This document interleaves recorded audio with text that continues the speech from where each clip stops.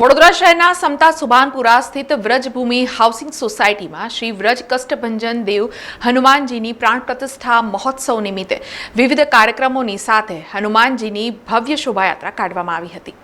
વડોદરા શહેરના સુભાનપુરા સમતા વ્રજ કષ્ટભંજન દેવ હનુમાનજીની પ્રાણ પ્રતિષ્ઠા મહોત્સવ નિમિત્તે હનુમાનજીની ભવ્ય શોભાયાત્રાનું આયોજન કરવામાં આવ્યું હતું। આ શોભાયાત્રા સુભાનપુરા આપણું કાર્યાલય ઝાંસી કી રાણી સર્કલથી વાજતે ગાજતે નીકળી સમતા થઈ વ્રજભૂમિ હાઉસિંગ સોસાયટી સુભાનપુરા ખાતે સમાપન થયું હતું। આ શોભાયાત્રામાં શહેર ભાજપના કારોબારી સભ્ય તથા પૂર્વ કાઉન્સિલર રાજેશ આયરે, પૂર્વ કાઉન્સિલર પૂર્ણિમાબેન આયરે, વોર્ડ નંબર 9ના યુવા કાઉન્સિલર શ્રીરંગ આયરે, શ્રી વ્રજ કષ્ટભંજન દેવ હનુમાનજી મંદિરના પ્રમુખ સંજય ખેરે, હિમાંશુ અગ્રવાલ, ગોપાલ સોરઠિયા, રામસિંહ શેખાવત, દીપક નાયડુ, જગદીશ શેખાવત તેમજ મોટી સંખ્યામાં હનુમાન ભક્તો તેમજ સ્થાનિક લોકો ઉપસ્થિત રહ્યા હતા।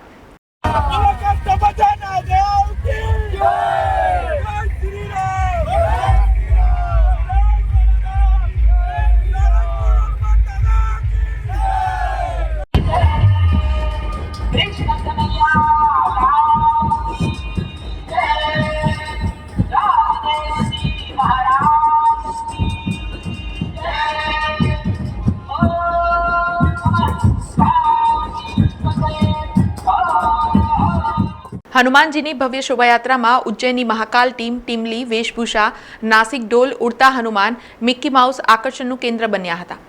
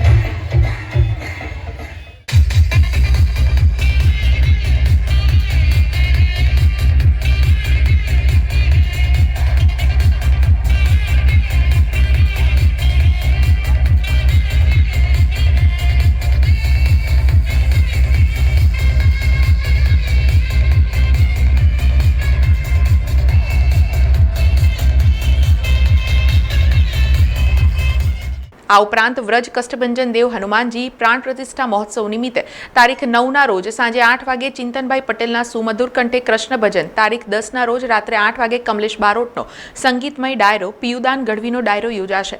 તારીખ 12ના રોજ મંદિરમાં મહાપ્રસાદીનું પણ આયોજન કરવામાં આવ્યું છે। અમે વ્રજભૂમિમાં ઘણા સમયથી હનુમાન દાદાના મંદિરની તૈયારીઓ કરતા હતા, પણ એ સમય બહુ લાંબા સમય પછી આવી ગયો છે અને અમે વિવિધ પ્રકારનું આયોજન કરેલું છે। આજે અમારી મૂર્તિની ભવ્ય શોભાયાત્રા છે અને અમુક કાર્યક્રમોમાં 10 તારીખે ડાયરો છે, 9 તારીખે ભજન સંધ્યા છે અને 12 તારીખે ભવ્ય ભંડારો છે।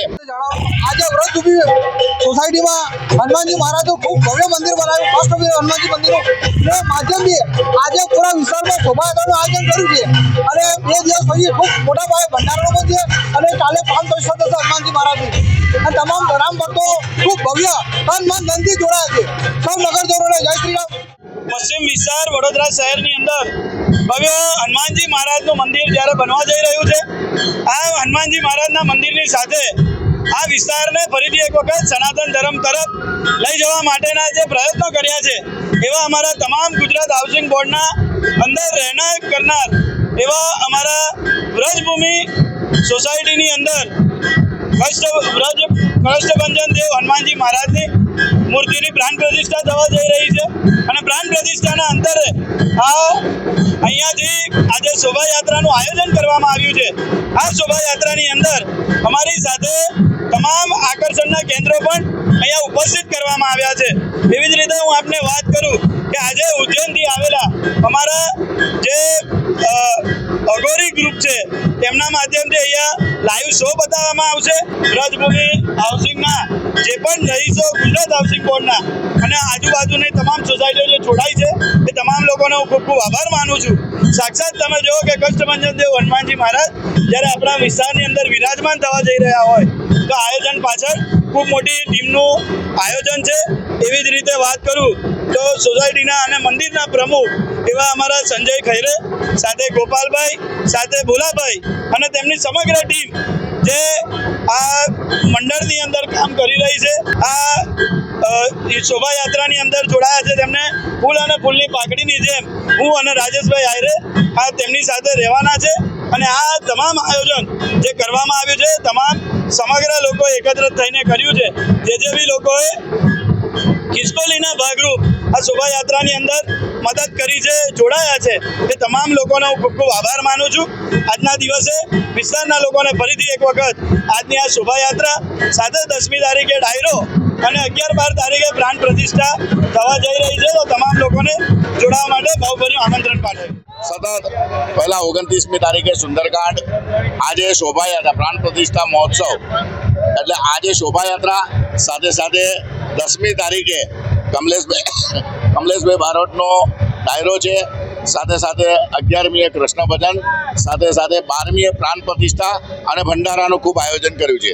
આજે તમે જોયું કે પ્રાણ પ્રતિષ્ઠામાં તમે જોયું કે ઉડતા હનુમાન છે, સાથે ટીમલી છે, સાથે મ્યુઝિક શો છે અને બધી જ હતા ભગવાનને હનુમાન દાદા પણ, કારણ કે આ એક એવી વસ્તી છે કે જેની અંદર ખૂબ ગરીબ અને મધ્યમ વર્ગના લોકો રહે છે, પણ હનુમાન દાદાની શક્તિ અને હનુમાન દાદાની તાકાત એટલી છે કે ફક્ત 2 મહિનાના સમયની અંદર દરેક યુવાનોએ પોતાના સ્વતંત્ર પોકેટ મનીમાંથી ઘરે ઘરે કરીને આજે આ આખું વ્રજ કષ્ટભંજન હનુમાનમાં અમારા વ્રજભૂમિ અમૃતનગર માંડીને બધા જ હાઉસિંગ બોર્ડ અને ખાસ કરીને વ્રજભૂમિના દરેક યુવાનોને હું અભિનંદન આપું છું કે જે આ સંસ્કારી નગરી અને ધર્મની નગરીની અંદર જે ધર્મનો જે વિરોધ મારા વિસ્તારના બધા જ લોકો આ પવિત્ર યાત્રાથી માંડી ગણપતિ હશે, નવરાત્રિ હશે, જન્માષ્ટમી હશે, પણ સાથે સાથે હનુમાન દાદાનો પણ જે રીતના એક એટલું ભવ્ય મંદિર બનાવવામાં આવ્યું છે.